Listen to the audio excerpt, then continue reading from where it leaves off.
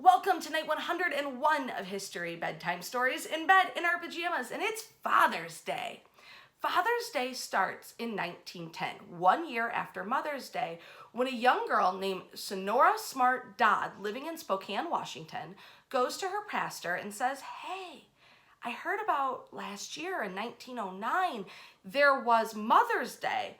Why isn't there Father's Day?" She says that her father is a Civil War veteran and single father of 6, and he should be celebrated as important as any mother.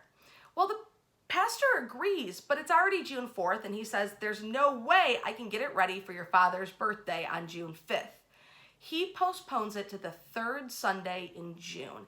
And on that day at the YMCA in Spokane, Washington, the first ever Father's Day is celebrated.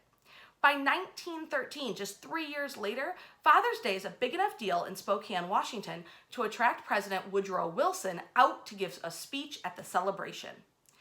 Through the late 1920s and early 1930s, though, Father's Day really takes a hit. It sort of fades into obscurity, largely because Sonora is off studying art at the Art Institute of Chicago, and she's not there to spearhead the project each year. But it gets a big boost in 1938. Sonora is back in Spokane, having graduated college, but in New York City, a group of retailers got together and founded the Father's Day Council.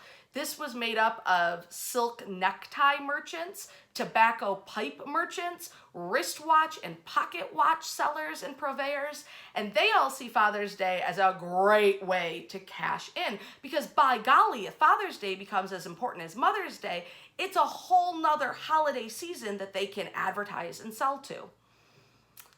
Americans have become a little cynical about these cash-in holidays, and newspapers openly mocked. There were cartoons making fun of Father's Day. But by the 50s, it was pretty much an accepted holiday right along with Mother's Day, still celebrated on that third Sunday in June. In 1966, President Lyndon B. Johnson proclaims that the third Sunday in June will forever be Father's Day. And in 1972, President Richard Nixon makes it a permanent holiday, signing it into law. Whether you're a new dad, soon-to-be dad, longtime dad, granddad, godfather, whoever you are that took up the job of being a dad to someone, I wish you the happiest of happy Father's Days. And if you're someone lucky enough to have a dad, stepdad, granddad, father-in-law in your life that's really someone special, we want to hear about them in the comments down below.